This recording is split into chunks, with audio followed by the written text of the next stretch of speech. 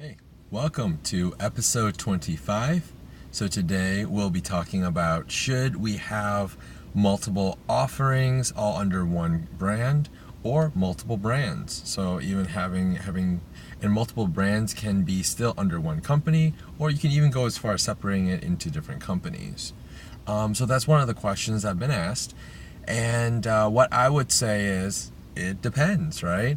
It depends on one of the first things you want to look at or consider is the synergy between the different products or services that you're offering. Do they really align with each other? Are they serving the same target market? And even if they are serving the same target market, would that target market even consider these two products as pretty much like, is it like peanut butter and jelly, right? So one example for our company is that when I first started this company almost 7 years ago, we had an IT side of our business. So we started off as one company, different service offerings. So we had an IT side and a web side.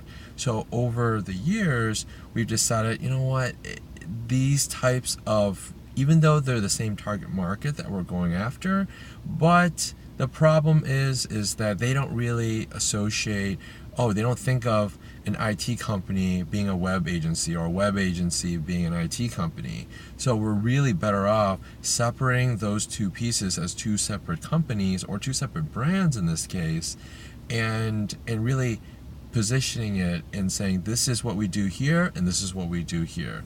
So hope that helps. Please feel free to comment below if you have any additional questions or some additional insight. Thanks. Talk to you later.